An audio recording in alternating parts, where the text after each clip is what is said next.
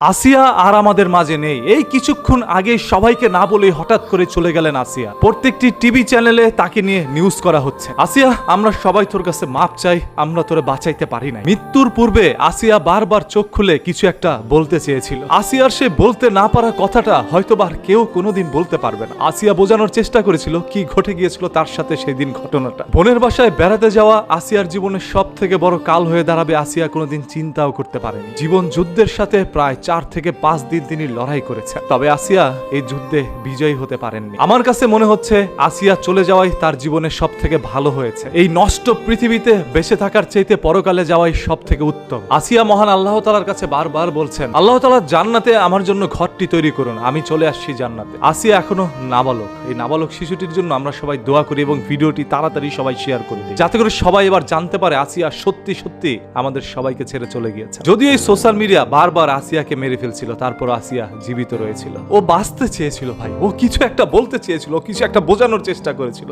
একটা বার মুখ খুলে আসিয়া কথা বলতে পারেনি। আজ পুরো মাগুরার বাসী কি জবাব দিবে মানুষকে? আজকে একজন আসিয়া চলে গিয়েছে, এরকম হাজারো হাজারো আসিয়া আমাদের দেশ থেকে চলে যাচ্ছে। এরকম শত শত আসিয়া দেশ থেকে চলে গিয়েছে। অতীতে সেই সকল নিউজগুলো আমাদের সামনে আসতো না, আর বর্তমানে নিউজগুলো আসছে, তবে ঘটনা সে আগে থেকে ঘটে আসছিল। আজকে একটি স্বাধীন দেশের মধ্যেও আমাদের মা বোনের ইজ্জত গুলো এইভাবে হরণ হচ্ছে। আজকে স্বাধীন দেশের মধ্যেও আমাদের মা বোনেরা স্বাধীনভাবে রাস্তায় বেরোতে পারছে না। বারবার পোশাকের উপরে দোষটা চাপিয়ে দিচ্ছেন। দোষ তো পোশাকের উপরে নয়, দোষ হচ্ছে আপনার দৃষ্টিভঙ্গির, আপনার মস্তিষ্কের। আপনার বিকৃত মস্তিষ্কের হাত থেকে একজন পর্দাশীল নারীও রেহাই পায়নি। মাদ্রাসায় পড়ুয়া স্টুডেন্ট মেয়েটাও কিন্তু রেহাই পায়নি। ইভেন একটি ছোট্ট ছেলেও কিন্তু এদের হাত থেকে রেহাই পায়নি, তাকেও বলৎকার করা হচ্ছে। কথিত এই সুশীল সমাজকে আমরা এখন কি বলবো? আজকে বাংলাদেশের সকল ডাক্তাররা মোটামুটি একত্রে হয়ে চেষ্টা করছে, তারপরে আসিয়াকে বাঁচাইতে পারে নাই। কারণ যে কথায় আছে, রাখে আল্লাহ মারে কে। আসিয়ার ডাক চলে আসছে সেই পরকাল থেকে, সেই জান্নাত থেকে। আসিয়াকে এই দুনিয়া থেকে মুক্তি দিয়েছেন মহান আল্লাহ তাআলা। ও জান্নাতের মধ্যে সুখে থাকুক। আবারও বলছি, সবাই এই ভিডিওটি শেয়ার করে সবাই আসিয়ার জন্য দোয়া করেন। এবং সত্যি সত্যি এবার আসিয়া চলে গিয়েছে আমাদের সবাইকে কাঁদিয়ে। আমার চোখের সামনে হঠাৎ করে যখন এই নিউজটি আসলো যে আসিয়া আর আমাদের মাঝে নাই, তখন আমি এটা বিশ্বাস করতে পারি নাই। আমার চোখ দিয়ে